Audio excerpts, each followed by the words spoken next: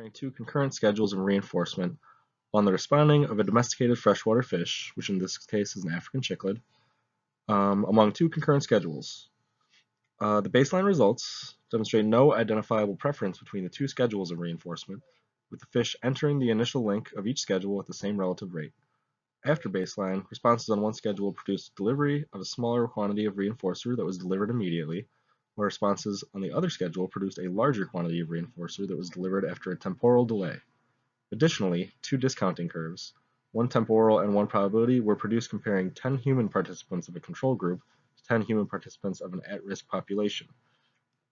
These results were actually discussed in my narrative paper. However, today, for the sake of the interaction and the presentation itself, we will just be going over the results of the fish study. The purpose of this study is to determine how a fixed ratio reinforcement schedule with a temporal delay, but a greater reinforcer, schedule compares to another fixed ratio schedule with no temporal delay and a smaller amount of reinforcement. How these relate. These schedules will be implemented concurrently. This will be compared with human subjects under the similar contingencies and will be explored across studies.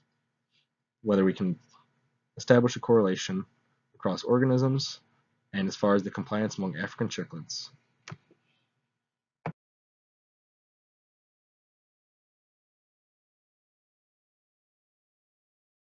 The male African cichlid was used for the fish portion of this experiment. The fish used in both schedules of reinforcement of the study measured approximately 2 inches long. When the fish was not being used in the experiment, it was housed in the same glass tank, with artificial tank decor removed during experimentation and treatment periods. The fish had continuous access to fresh water, however access to food was limited to treatment and experimentation sessions only.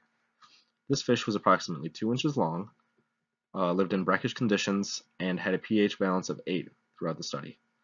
Their lifespan is approximately 10 years, and they grow to be approximately 11 inches, meaning that the fish in this study is very young.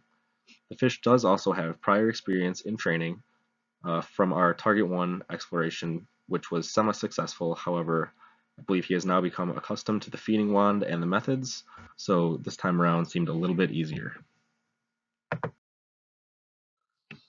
The apparatus used in the study housed the fish previously for a period of approximately 1 month before the present study. The glass tank held a capacity of 5.5 gallons of fresh water, treated with a small amount of fish-safe chemicals to maintain that pH balance of 8. A small 10-watt heater was attached to the wall of the apparatus to maintain a water temperature of 74 degrees Fahrenheit to mimic the Libidochromis ceruleus's natural habitat. The apparatus walls were bare except for the exception of a small suction cup thermometer and the heater element. The bottom of the tank was covered with approximately 1 inch of colored aquarian rocks. An appropriately sized filter element was also present in the tank, about 3.5 inches wide, 6.5 inches tall, and 7 inches wide, and the filter tube was submerged into the tank about 3.5 inches. The inside dimensions of the tank itself were 16 inches wide by approximately 8.5 deep by approximately 13.5 tall. The apparatus that was used in the differential reinforcement portion of the experiment was a T-shaped post that I made that allowed the fish to swim over or under the horizontal bar with equal effort. Overall height of the apparatus was about 6.5 inches tall, with the bar measuring about 7 inches wide. The bar was anchored with a weighted base, which was 1 inch tall, or half an inch tall, and 6 3/4 inches wide between the base and the horizontal post. The vertical post measuring about 5 inches tall was used. All supplies used for this part of the package and the experiment were provided by the R2 Fish School. The wand was green in color, with a red compartment used to release the food under the contingencies provided by the practitioner, approximately 12 inches long and a half inch wide. Used API cichlid pellets as the tangible reinforcement due to a recommendation from a local pet shop. A small flashlight containing 6 LED bulbs was used as the discriminative stimuli for both behaviors. The concurrent schedules of reinforcement used were conducted using two fixed ratio or FR schedule formats. For the first fixed ratio schedule, an FR1 schedule was implemented upon completion of swimming under the bar in either direction. Upon completion of this task, the fish was rewarded immediately with 5 fish pellets via the feeding wand. This was also known as the SSR reinforcement for the sooner, smaller reinforcer. For the second fixed ratio schedule portion of the experiment, an FR1 schedule was also implemented, but this contingency was under the completion of swimming over the bar in each direction. Upon completion of this task, the fish was rewarded after 10 seconds with 10 fish pellets via the feeding wand. The bar apparatus was at a constant position during treatment sessions, baseline sessions, and the second baseline session ran. The light shining into the tank in one position was used as the discriminative stimulus throughout the study. Sessions were held twice per day and consisted of one trial per session. Subjects were allotted 5 minutes per trial to approach the stimulus. If the subject failed to complete the task of swimming above or under the bar during the 5-minute period the light was on, the session was ended and marked as a timeout. If the subject completed the compliance task, the trial was ended immediately following the response. Fish was given an appropriate reinforcer, and the trial was immediately scored appropriately. Each individual session was recorded via MP4 video for later review, as seen in this presentation. At the start of each trial, the subject was already in the tank, and the decor was removed. The purpose of removing the decor during session time was to reduce the occurrence of avoidance behavior. During baseline sessions, the light was shined into the tank, and a timer set for 5 minutes. If the fish swam underneath or above the bar at any time within the set time, the data was recorded, the trial was ended. After baseline is established, treatment sessions began. At this point, the light was turned on, timer started, and the wand containing edible stimuli was placed at the opposite end that the fish was located at. The wand contained 5 food pellets, however the practitioner had 5 more readily available at this time. The fish swam underneath the bar after the SD of the LED light was placed. The fish was immediately rewarded with the 5 food pellets. The subject swam over the bar after the SD was presented. 10 seconds was allowed to elapse before the practitioner administered the delayed reinforcement of 10 food pellets, 5 via the wand and 5 additional at the surface. This was repeated 4 times per session, with 2 line times focused on the FR schedule to the left and 2 enforcing the RR schedule to the right. Oop. I'm sorry, I got mixed up there. This was actually only done once per session, and data was scored as a timeout, going above the bar for the LLR or under the bar for the SSR. Positive reinforcement was used to increase the frequency of the behavior it followed. Fish pellets were presented as a stimuli to increase the frequency to the African cichlid, completing the swimming task necessary to score either over or under the bar, thus following one of the 2 concurrent schedules of reinforcement and forming a preference based on contingencies. Session data was recorded by myself, therefore there was no need for any inter-observer agreements because there really wasn't any way that anyone else was recording the data. Stimuli selected, the results of the 2 fixed ratio FR1 schedules were determined by monitoring the chosen stimuli per trial. This was done by observing the fish selected path and recording it throughout the study. Baseline results were taken for 5 sessions and resulted in no identifiable preference between the 2 schedules of reinforcement. Amount of trials performed as shown in Figure 3 in my paper. Baseline shows that the African cichlid trials with no treatment in place resulted in multiple timeouts, meaning that the fish did not respond to the discriminative stimulus of LED lighting within the allotted 5 minutes mandated. As you can see, the video to the left is a timeout session video, which I did shorten for this presentation. I didn't do the full duration of 5 minutes. And to the right is actually a successful baseline session. As you can see, will come right after that.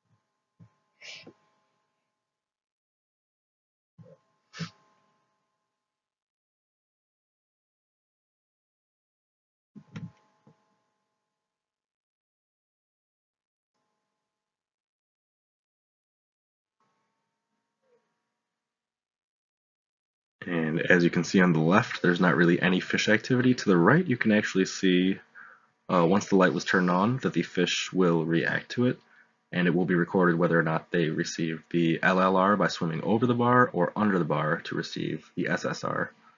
And what you can see right now, I believe it's coming up. It's a little bit sloppy in the initial baseline. That one I did not count as going under the bar. He went close to it. But I believe it's shortly after now that I captured him, or yes, him I should say, actually swimming under. And although it's not in the preferred direction, meaning that it looks like he backs through it, I still rewarded him with the edible stimuli of 5 immediately.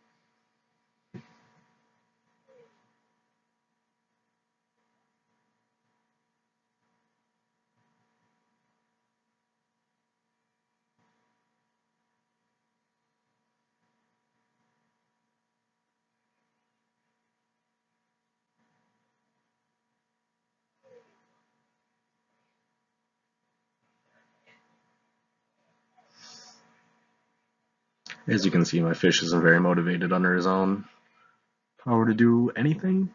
However, he did definitely respond better with target 2 than he did with target 1.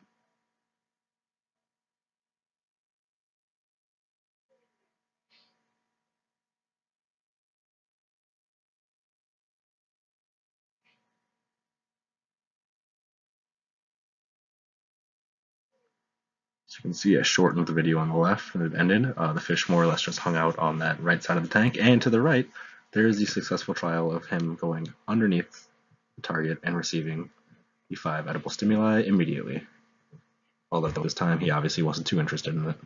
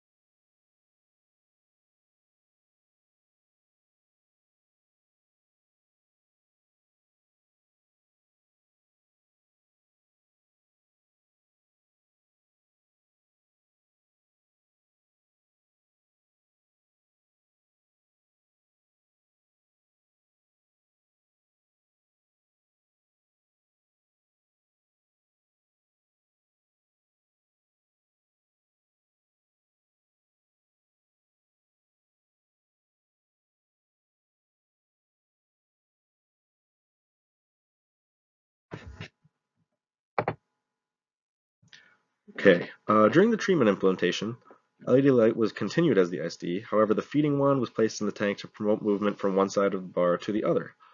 The results of the concurrent treatment study show a clear preference for the smaller sooner reward, or the SSR reinforcement option, with the subject choosing to swim under the apparatus 67% of all trials. Treatment continued until this preference was recorded with a consistent score of 3 trials in a row on one schedule, the smaller sooner reward, reinforcement. Larger later reward reinforcement was only chosen 17% of the times, with that odd amount in between 17 and 67, which would be 16% of the time, was timeout sessions. I showed a timeout session on the top left of the screen and a successful treatment session on the bottom right for comparison.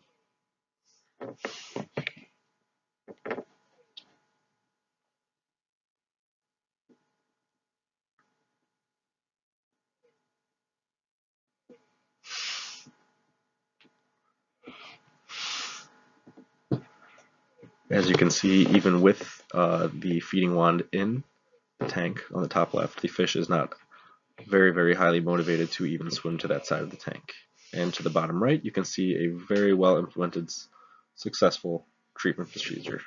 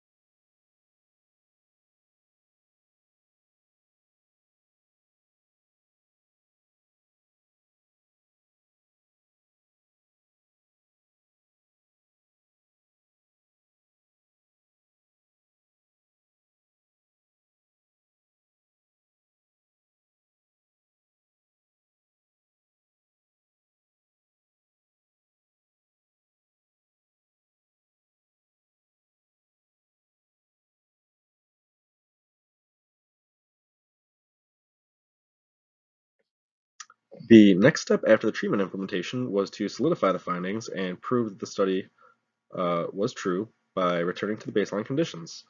Under these conditions, the fish was once again administered only the SD of an LED light as seen below, and the data was recorded with the maximum time allowed being 5 minutes. Under these conditions, the subject chose to swim under the bar 3 sessions in a row, providing the validity needed to prove that the treatment method was effective and showed that the fish's preference was in fact the shorter, smaller reinforcer. And there we go. See, we had a beautiful trial right there.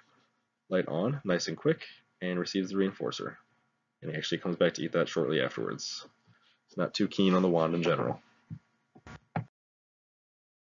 And as displayed below, the result of the concurrent reinforcement schedule implementation using a delay discounting process on a domesticated freshwater fish demonstrates that the fish species is capable of learning these skills in various reinforcement schedules, and shows how they demonstrate a preference among the various stimuli quantities and teleological schedules.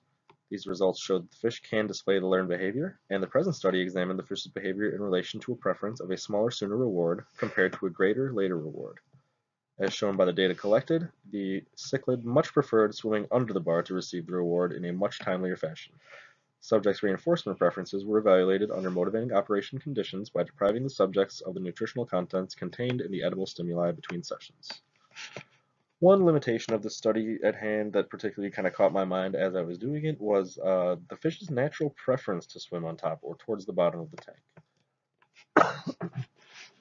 Excuse me. Naturally, my fish tends to hang out towards the middle of the tank, but I did notice a lot during the study that he would stay towards the bottom. And I didn't collect data on this beforehand, and although the possible limitation can now possibly be seen as a confound, the fish did still choose to swim under the bar at an increasing rate throughout the study, and it was proven through the treatment that it was effective when it was returned to baseline, but it's uncertain if the elevation of the fish could have been a factor. Future study, I would probably observe how much time this fish spends on top of the water as compared to the time on the bottom of the tank, and that confound could also be found null as well. Thank you for listening.